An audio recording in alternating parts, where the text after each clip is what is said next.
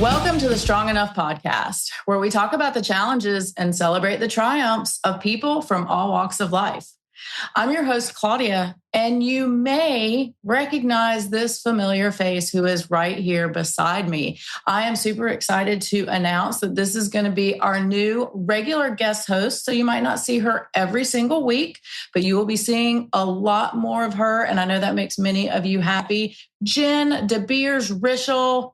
Hi. My friend, how are you today? I'm doing great. How are you today? I'm good. And I have to go ahead and announce or admit, I don't know. It's going to be hard, you guys, because we're obviously on the same computer. And so I want to look at her, but then she's over here. So then I have to do that.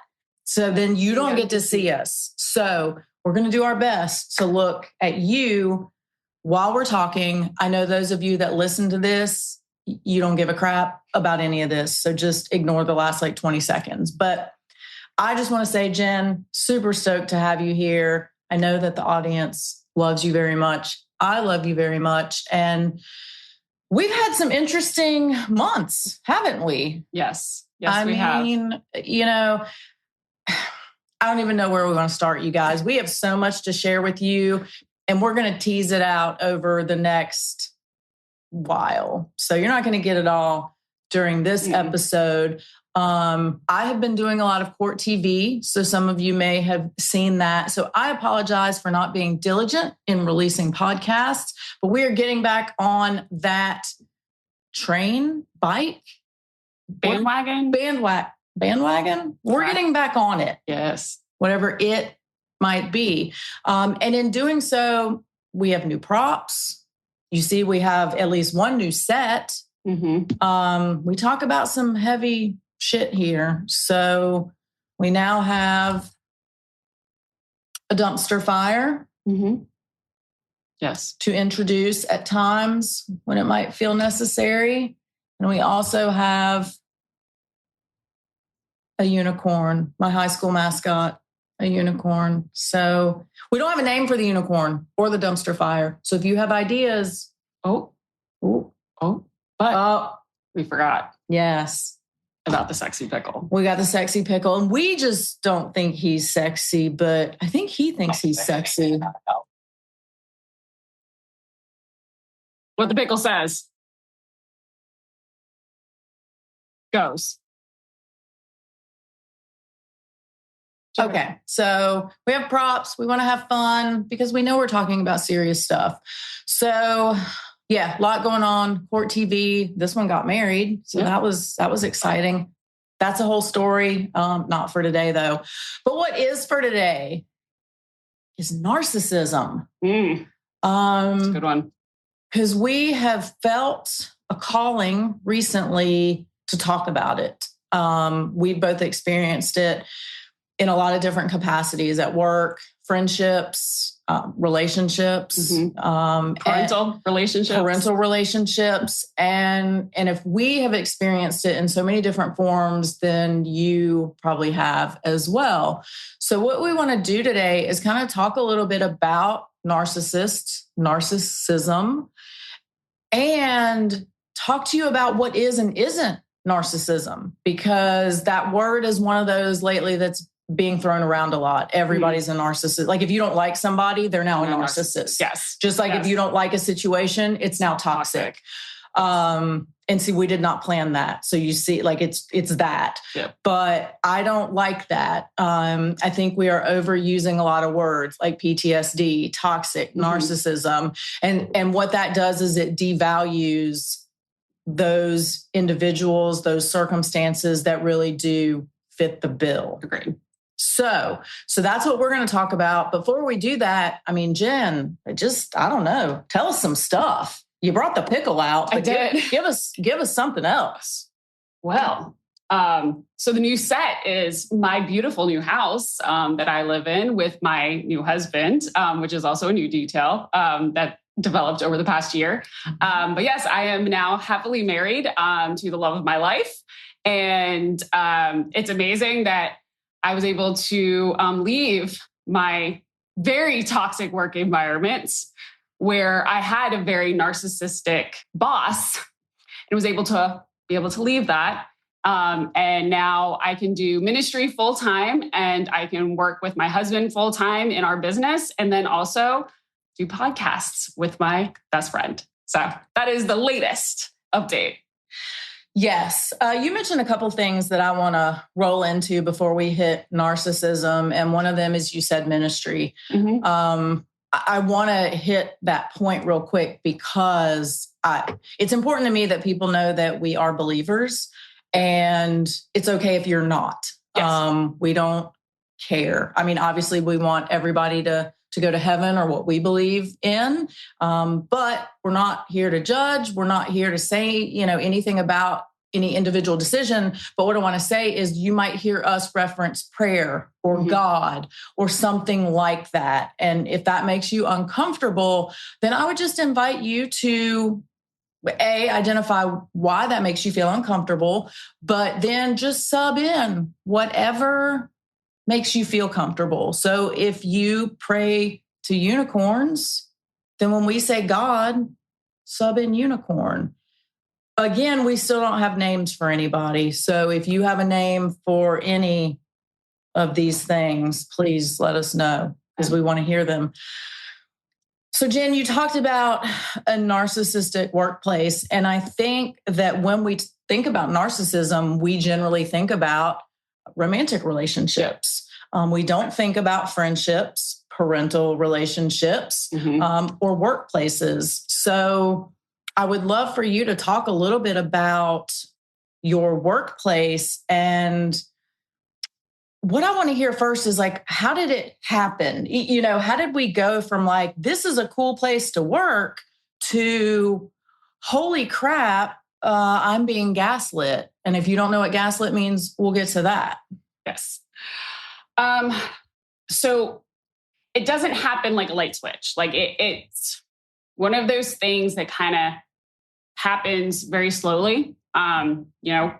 Great work environment. We're all getting along. Everybody, we're out to change the world, and, it's a startup, but we don't care. Everybody's putting in the hours. And then,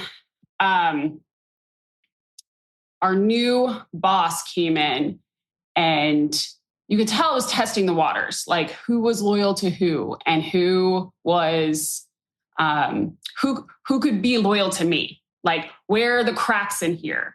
And that was kind of my biggest red flag at first was why do I need to tell you about the other owners? We're cool here kind of thing. And when I wouldn't go along with that agenda or wouldn't align with him, I became public enemy number one.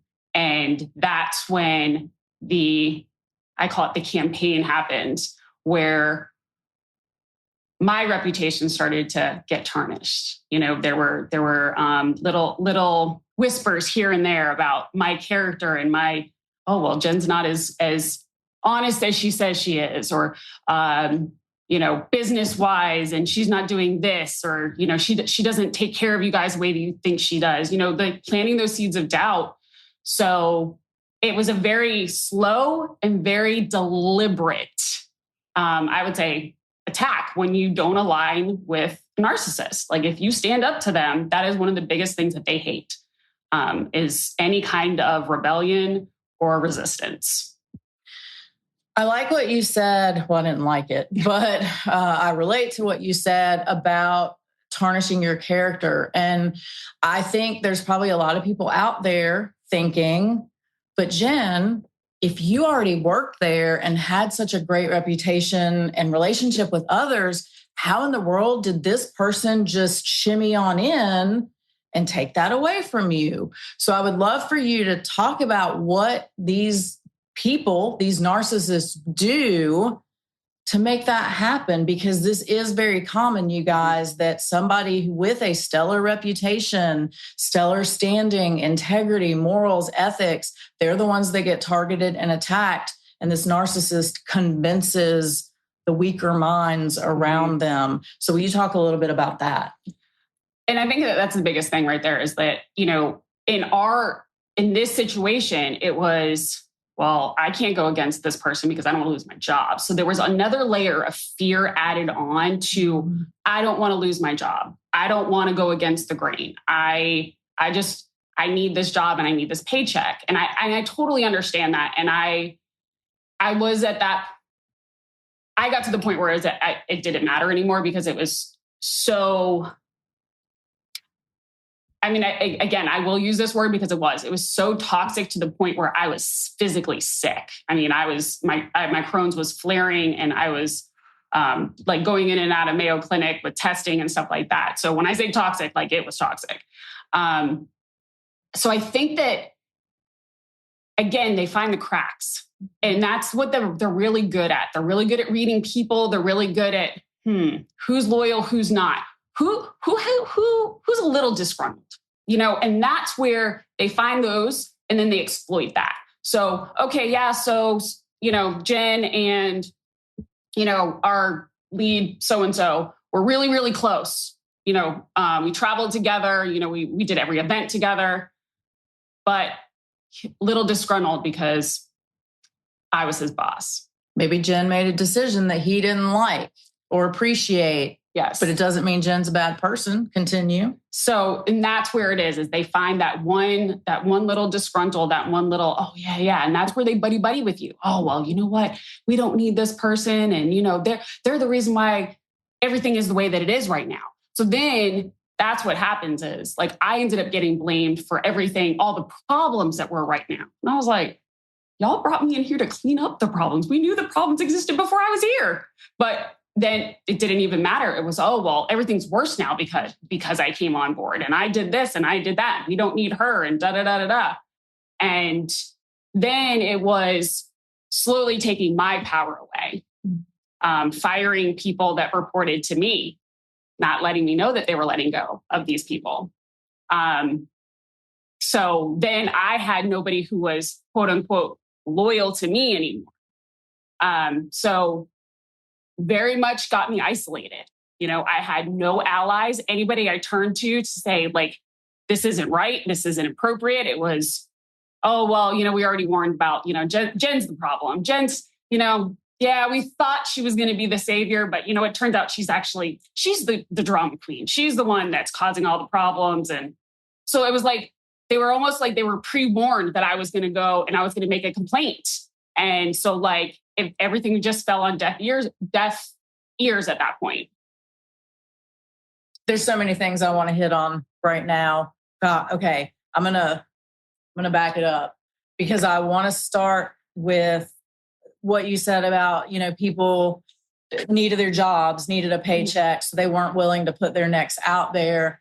So I had a very similar experience with that at the police department where, most of had a very traumatic situation occur, made a complaint and I don't know if I even expected like the other officers to be like, this is wrong. Right. But like when it didn't happen, there was a part of me that was hurt. Yeah. And I know it's like, look, like they got to fight their own fight. You know what I mean? Like they have families, careers, whatever. Like they're not going to lay it all on the line just because some dude kidnapped me and now the town wants to cover it up.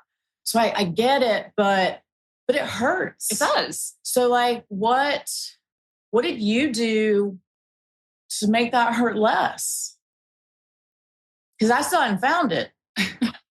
I mean, honestly, okay, we're going to go deep then, I guess. Okay, so at the time, I was also incredibly sick as well, like physically sick, dealing with this. And then I was also in the middle of a breakup.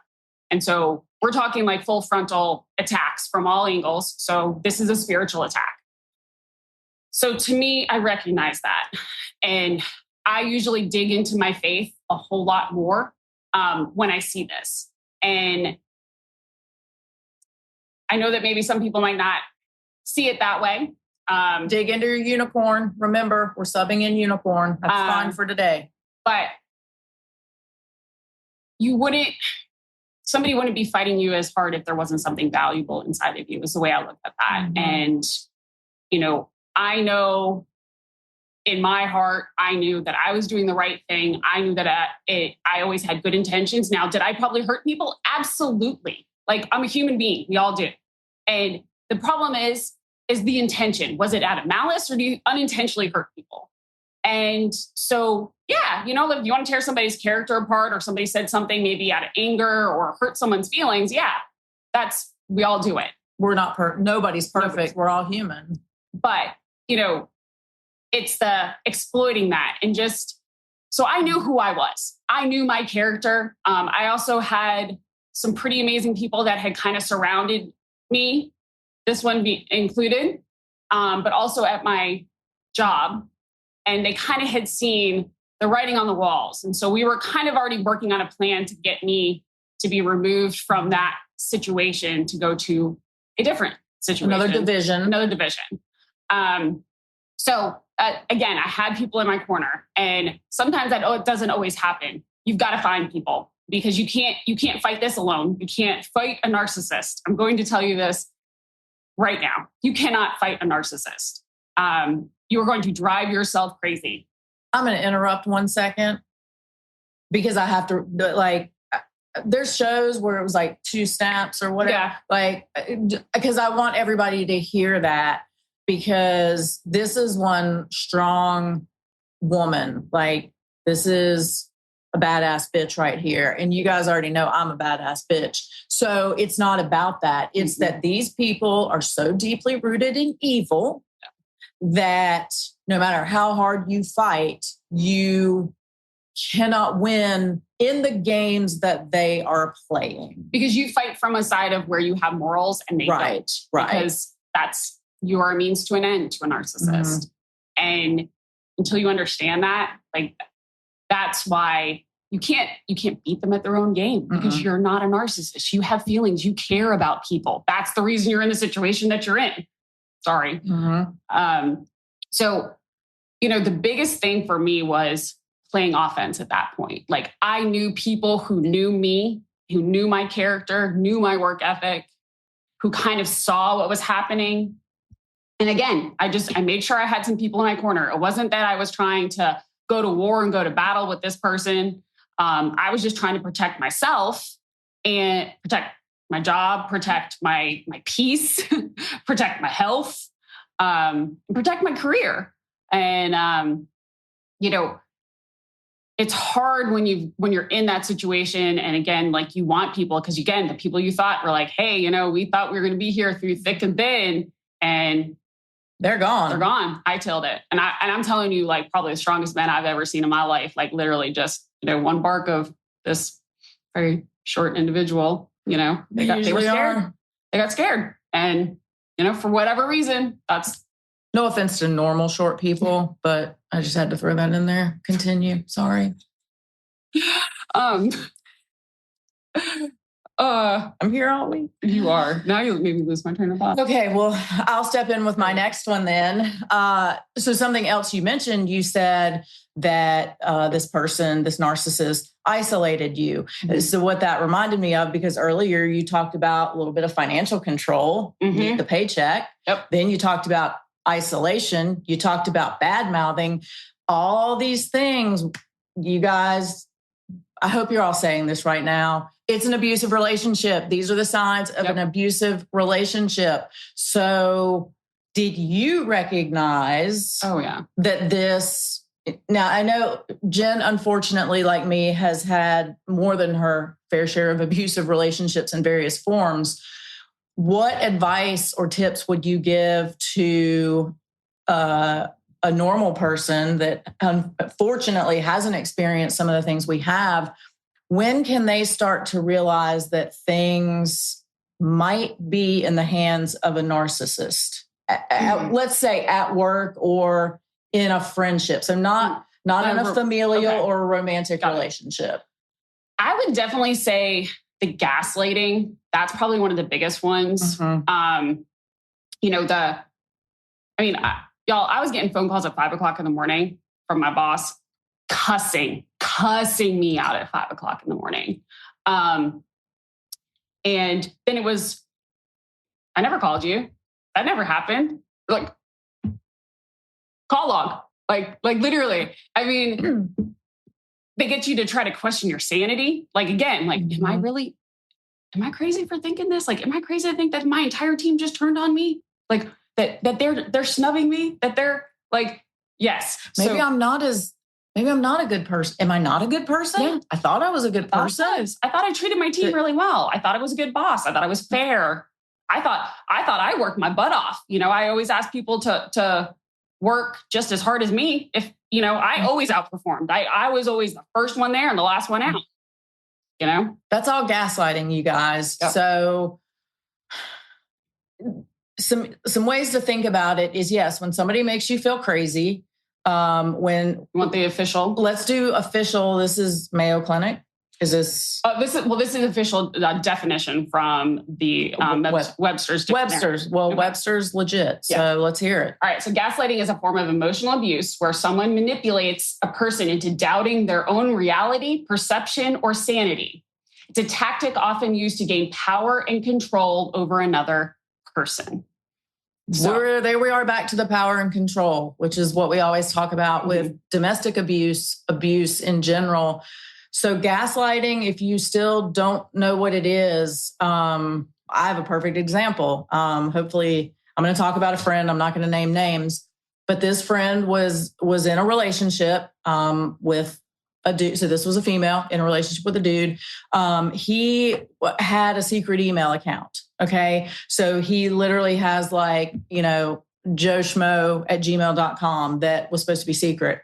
So my friend is sitting there at their home laptop, okay, with it open. Like, I'm her, she's the dude, okay? They're looking at it and she goes, "This is your secret email account. Like, here it is." And he goes, "No, it's not." And she says, we're both looking at it right here. And he said, "I don't know what you're talking about." And you guys think I'm making that up? That is a legit story. Yep.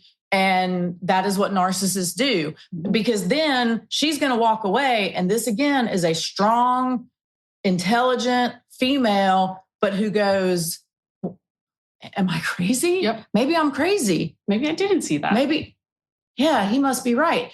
And you have to remember that it's not just one thing. He doesn't do that one thing and then leave for the day. There's all these other forms of gaslighting and manipulation occurring at the same time, so that you walk away going, huh? Confusion. Right. You're left in a state of constant confusion. And you doubt the one person that you can trust, which is yourself. So once you start doubting yourself, now that's when the chips begin to crumble. Yep. Is that even a saying? Do chips crumble? I mean, I guess they do crumble if you like. Yeah. But I don't know. Chips fall where they may. I don't know. Yes. So that's gaslighting. Yeah. And if you think through your life, unfortunately, you've probably seen it or heard of it. There's a really funny guy on YouTube or Instagram who posts gaslighting his boss. Oh gosh. And he will, he'll drink out of a Bud Light can.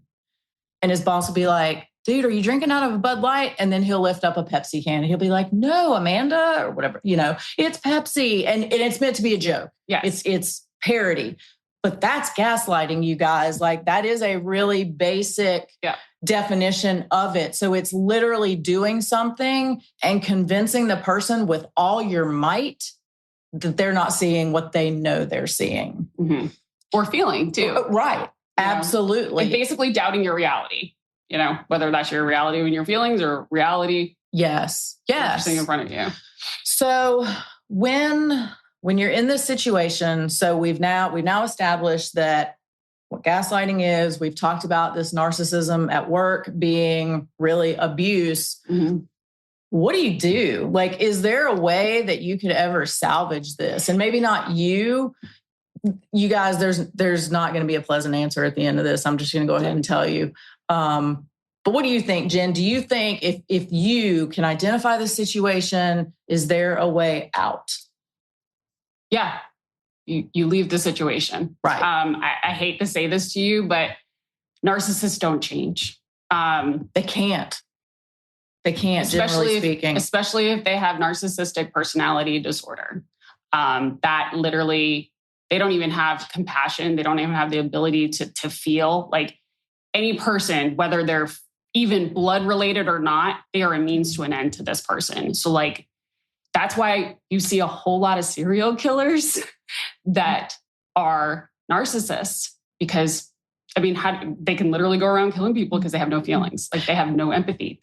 What else do they generally have though? They have families. Mm-hmm. And they're very charming. Very charming. They generally have great jobs. Mm-hmm. Oh, but they don't keep them for very long. Generally speaking, yes, they cycle through. Other than BTK, because he was that dog catcher dude or whatever. But think about it, he operated very independently. Yes, So yes. If they have a lot of oversight, like they're not going to work well in an office setting. No, they don't deal with authority very well at all. But yes, they'll start off. They're the rock star. They're fantastic. They're employee of the month. And then, a few months into it, it's like, oh, well, this is really toxic. And so-and-so's out to get me. And, there's a better opportunity. The grass is always greener somewhere else. And they literally it just will not stay at a job just because basically they quit before they're about to get fired. So I would say that would be then the only way that you could ever stay at a place where a narcissist is now working with or supervising you is if they happen to ditch first. But otherwise, if you're the target, you're the target. Unfortunately, you are now locked and loaded. You have been identified as against the narcissist. And so now the narcissist is going to do everything they can to eliminate you, not in a life and death way, hopefully, but, because you're now a danger to their existence and figuring them out. You saw through it. So therefore now you might turn everybody else against them. So let me turn everybody against you first. Yes. Before you do. Absolutely. And again, you have to make that decision, but you're never going to beat them at their own game. You're never going to outsmart them. You're never going to pull one over on them. I even had legitimate HR violations that I brought up and it never went anywhere. So you can't even tell me that. Right. Oh, and side note, real quick, while we're on HR, please remember HR is not on your side. HR is on the side of the company. They pretend that they're not. I have friends who work in HR. They will begrudgingly admit this, or maybe not so begrudgingly, but you can't trust HR. Well, who signs our paycheck? Well, right. And so who do they work for? The company. Yep. So please just remember that, you guys, HR is not there for you. They are there for the company. So take your complaints to them and do what you're supposed to do, but please do not count on them to fix the situation because they will generally take the path of least resistance. 100%. And remember that you are now the squeaky wheel. And so you got to go because the narcissist has already worked on that side of it as well. So they have probably primed HR with, I had to lay down the law with Jen. Jen wasn't doing her job. So I had to write her up. So she's probably going to complain on me now. So this is what we're dealing with. So talk a little bit about the healing, and I know you talked about faith and you really lean into that. But what other things for people who maybe don't have as much faith, and we would obviously recommend try to lean into that. But if they don't have that, how can they begin to heal? And I would definitely say get into therapy. You really do need to be able to work through this because, again, your character has been attacked, your emotions, your emotional health has been attacked. You need to be able to talk through this because, again, you're going to deal with narcissists. We seem to be breeding them at a dime a dozen in this country because we are such a me-focused society now that it literally is breeding ground for them. And so you're going to deal with them. It's not you're isolated and it's just going to be this one time. Y'all, literally, my father was a narcissist. And then I dealt with a boss situation and now I'm dealing with another situation.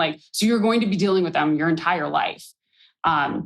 So it's being able to, how much are you willing to put up with? Like, how closely do you work with this person? If it is a work situation, is it a boss? Like, are they your boss? Is it to the point where it's affecting your health? Then you got to go. I'm sorry, the paycheck's not worth it. I mean, I was so incredibly sick that I should have been in the hospital, and, no job is worth that. Not at all. I mean, and again, now looking back at it, like, calling somebody at 5 o'clock in the morning and screaming and yelling at them, like, and then pretending it never happened, just insanity. So you've got to know what your limits are, but you also have to know what your worth is. And, I understand, like, people are like, oh, well, maybe you say that now. Like, okay, so speed up the whole timeline. They laid me off. How about that? So, I was stuck without a job. So yeah, I get it. But I'm a lot happier now. Yeah. So, and I'm glad you brought that up, because I know some people out there would be like, well, that's easy for you to say, like, you're doing fine. Yep. She lost her job. Yep. They moved me and I was doing fantastic. I was working on this account.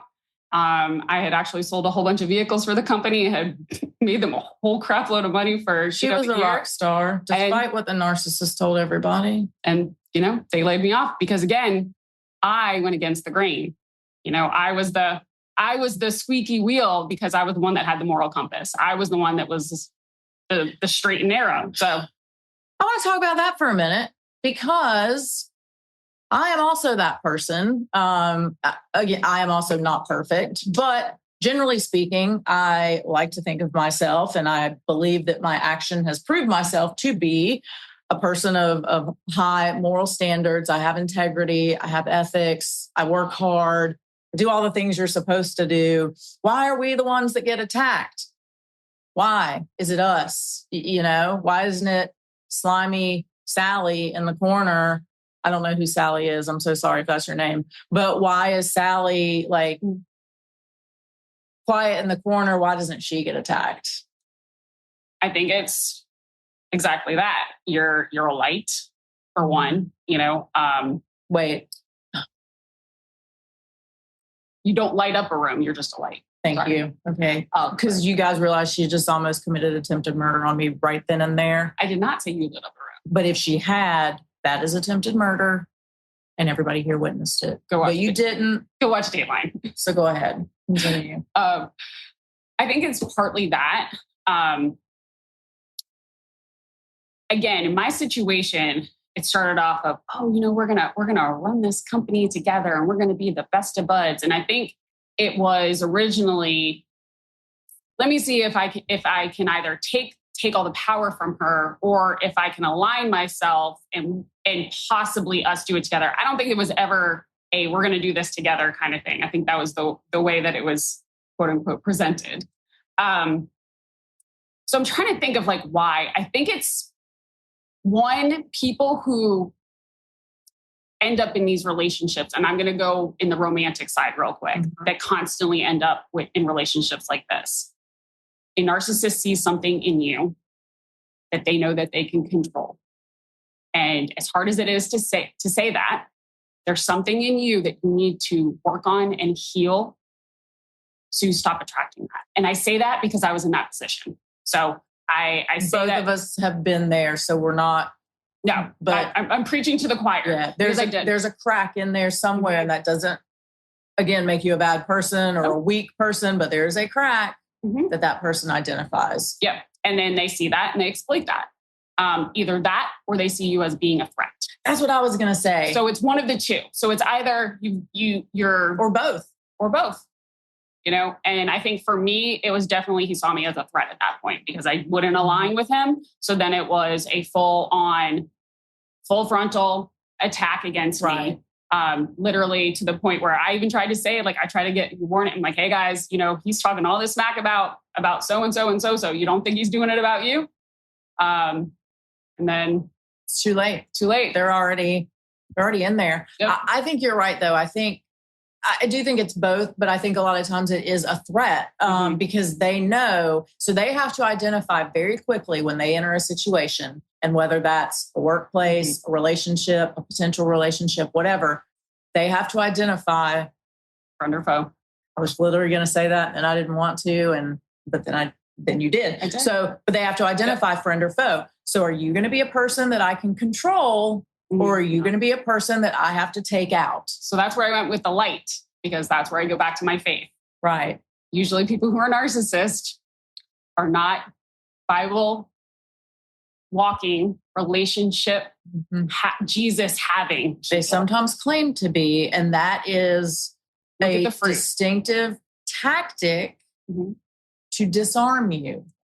Look at the fruit, guys. Right. I'm a man of God. I'm a woman of God. Look at my Bible. I memorized some verses. That is a tactic to disarm. I'm not saying obviously every Bible person, because then that would be us, but a narcissist, sometimes that is a tool they will use in addition to being charming, being attractive, whatever they use, whatever gifts they have to disarm people. Yes. So yeah, I feel like they do the friend or foe, and you're either somebody who can either help them or not, or hinder them. Right. And if you're hinder, you got to go.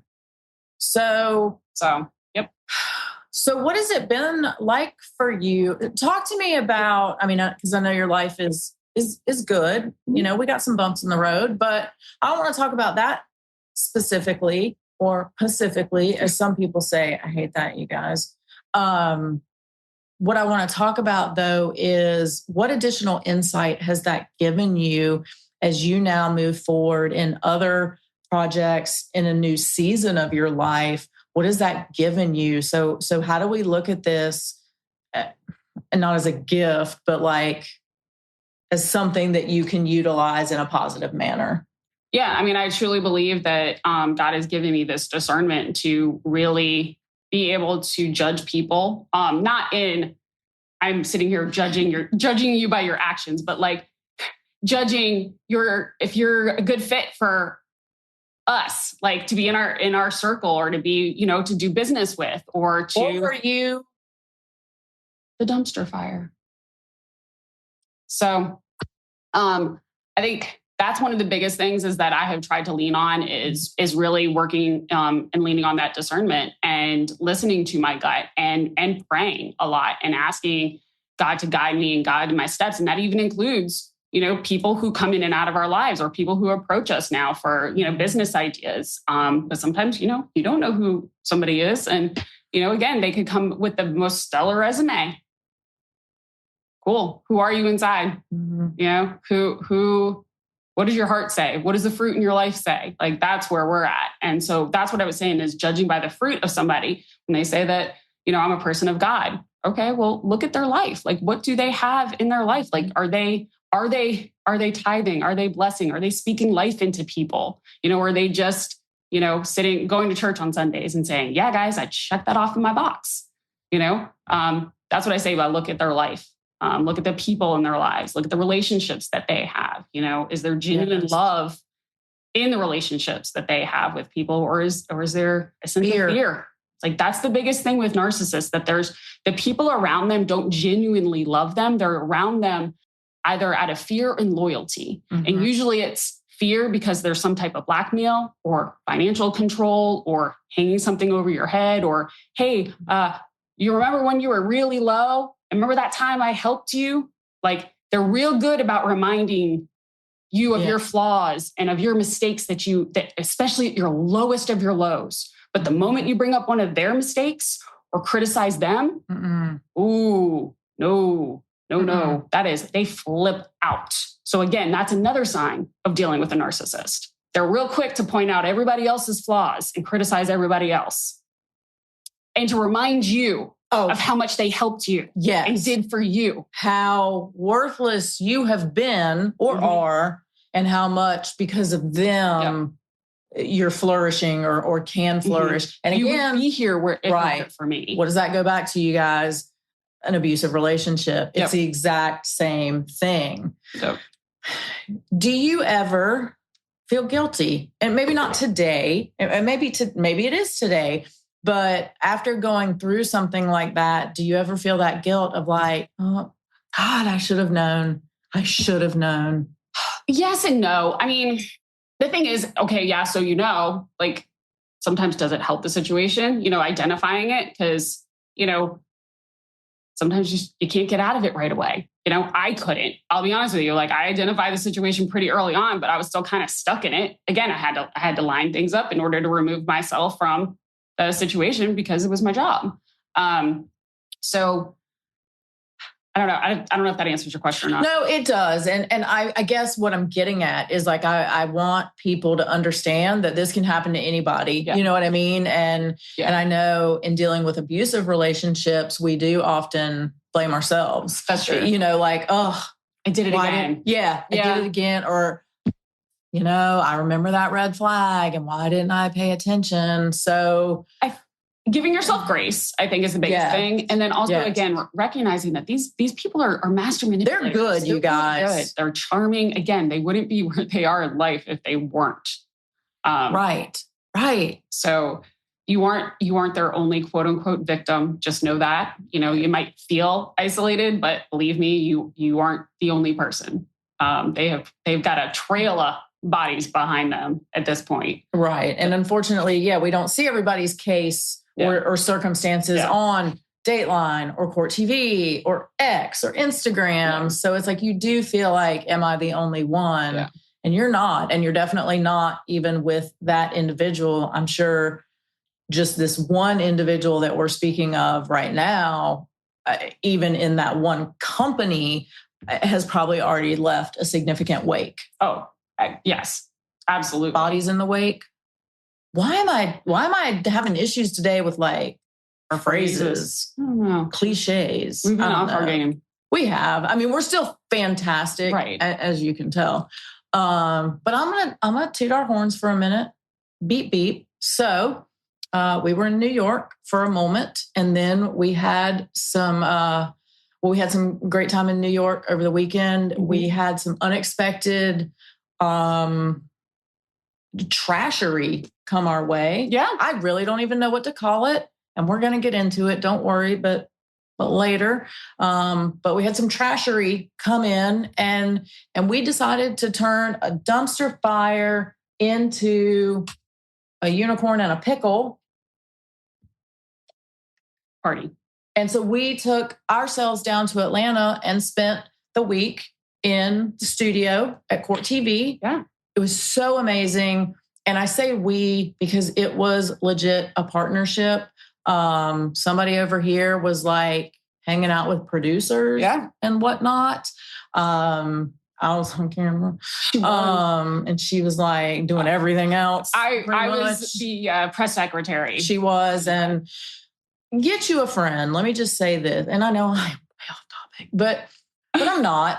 Get you a friend that will do whatever, because you know what? Then like yesterday, I was like her press secretary. I was really like the bag person, but whatever. Right. It's like, but get somebody that like you don't have hierarchy and labels, and it's just like, I need you for X. Cool. I will be. You want me to dress up as your driver today? Fantastic. Get me a cute little hat. I'm driving, like whatever it is. So yes, she was my press secretary. She did a stellar job, by the way. Mm-hmm. So yeah, we turned trash into treasure. Mm-hmm. Super corny. But I would encourage you guys to do the same. When you experience a situation that sucks, allow yourself to sit in it for like 5 minutes. This is I told you guys before, you get like a 5-minute pity party. Mm-hmm. So have your pity party for 5 minutes. Yep. And I'm not saying then you just go, okay, I'm done with that. Cause like we still have rubble to clean up and go through and fix the work. Yes. But like take your 5 minutes and then say, what am I going to do to make something good happen, even though this other stuff, because what that will do to you mentally and emotionally is it will replace those feelings of doubt, guilt, fear, anxiety, rage, anger, murderous thoughts, whatever you may be feeling, it helps to replace those and it helps to redirect your path. So that is what I encourage. That is my little toot for the second, or beep. Honk, honk. Tooting our own horn. Doing that right there. So what I want to talk to you about quickly, because I think we're getting somewhere around our time that you guys are probably tired of listening to us, is how do you prepare for a situation like this? How do you go into a new space with your eyes wide open and kind of not being a weirdo, but being cognizant of your surroundings and kind of how to interact with people, if that makes sense? People tell on themselves very easily. Observe people, okay? Stop being the loudest one in the room. Stop talking all the time. Listen, because people will tell you exactly who they are. I love that. And I also love it because when people first meet me, generally what I hear from them is, why are you so quiet? Is something wrong? Are you uncomfortable? Are you upset? Are you mad? Are you nervous? And I'm like, no, I'm just taking it all in. So don't be afraid to take it all in. Learn what you can learn, because yes, people will tell you everything you need to know. You have to be able to listen. And when you're talking, you can't listen at the same time. And listen to your gut. That's the biggest thing. If your gut is, I always say my spirit gets irritated around certain people. And everyone who knows me knows immediately what that means. I'm thinking of someone right now. So, trust your gut, and again, let people tell you who they are. Now, someone who is a narcissist, they're not going to show you right away. It is going to take a little bit of time, but they do eventually show you who they truly are. The mask falls off. They can't keep it on 24 hours a day, 7 days a week, especially in stressful situations or when if they get angry, something gets taken out of their control. That's when you really see it. So pay attention to those. Here's a good thing I wanted to ask you, or let's chat about real quick. So backing up to the situation, where this person like invades your work friends and, and kind of like poisons you. How does that make you feel? Or what do you do about that? Because now you're looking at an individual who you're like, I thought you weren't a dumb. Yeah. I thought you trusted me and knew who I was and knew my integrity. I thought you would come to me if you suspected anything or if anybody ever said something to you. Like I thought, what do you do in those situations, or why do you think that person can infiltrate, and how do you handle it? Again, I look at things a little bit differently because I look at it very spiritually. And I guess you weren't meant to be in my life. Yes, it sucks and it hurts a lot. I'm not gonna lie. I mean, I thought a lot of these guys they were family. I mean, like they looked out for me. I mean, we're talking like they would call my mom and be like, hey, we're just letting you know we got Jen. We're taking care of her, kind of thing. So it was hurtful in that regard of like, I kind of saw these guys as kind of like brothers and part of my family.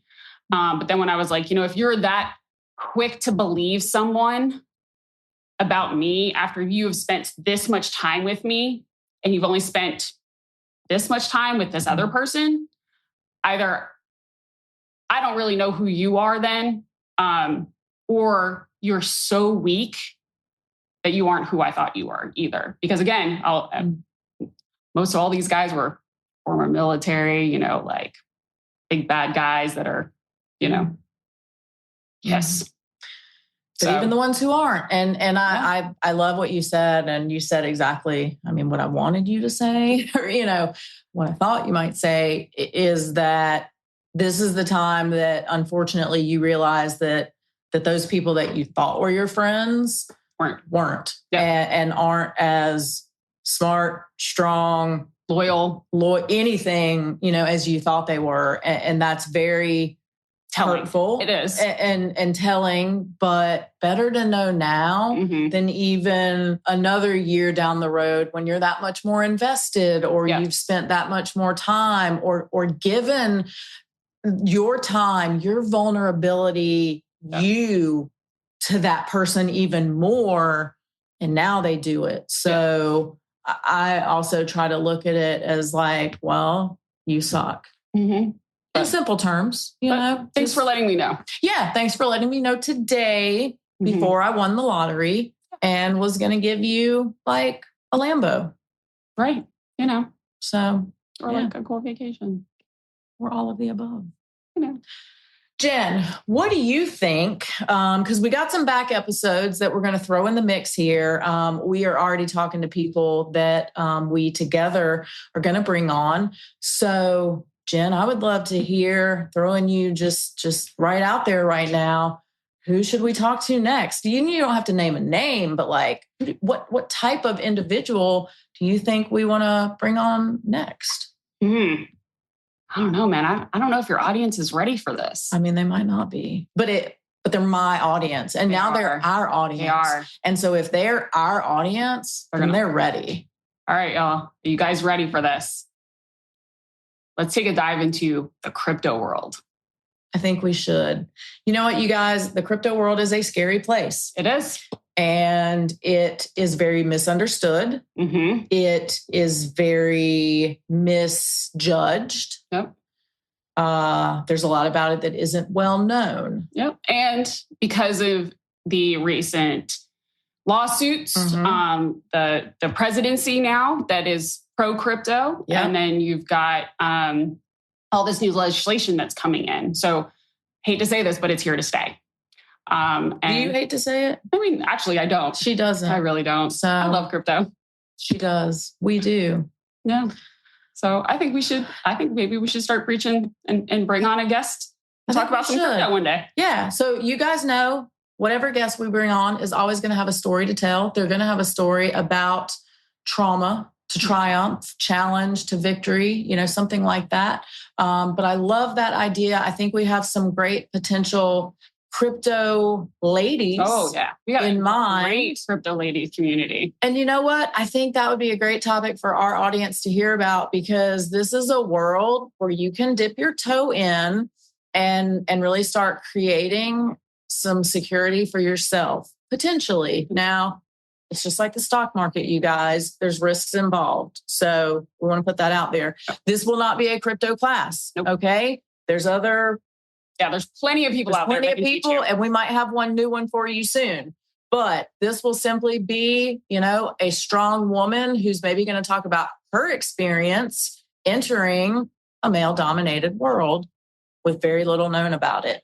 I think we also have another guest coming soon who might be, I don't even know what we're calling them now, but a stewardess that's not what we call them anymore, right? Flight attendant. Yes. I'm terrible, you guys. Our girl, Danny. Yes. Danny, so amazing. She's going to come on soon. Does she have an accent? She does. So Danny, beautiful soul that I met on my flights. This is going to be a whole other episode we'll have to unpack at some point. But on my trip to my honeymoon to Dubai, she was our flight attendant, and she, up 30,000 feet in the air, was ministering to my broken heart that week. And we became friends. We ended up meeting up in Dubai, exchanging phone numbers, and she's coming to hang out with us. She's going to spend a couple of weeks with us, and we're going to do a podcast with her. So yes. So I'm super excited about that one too. Any other guests that you guys want to see, and whether it is a specific person or Pacific person, if they're on the West Coast, specific person or just a topic, another challenge or trauma that you'd like to hear from, please let us know. Jenn, It has been amazing to have you on, and it is amazing to now be able to call you a co-host. You are no longer a guest. You are now a co-host. I'm official. You're officially official. Yay. So good to be official.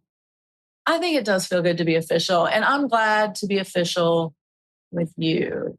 Same. So, guys, I hope you enjoyed this episode. We're super stoked to see you next week. We are going back to weekly episodes. We have missed you terribly. We're so glad to be back, and we can't wait to see you next week. Sounds good. Bye. Thank you for listening to the Strong Enough podcast. You can find us on your favorite podcast platform by searching Strong Enough.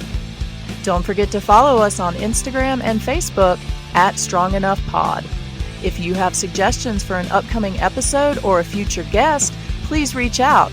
at strongenoughpod@gmail.com. Remember, you are worth it.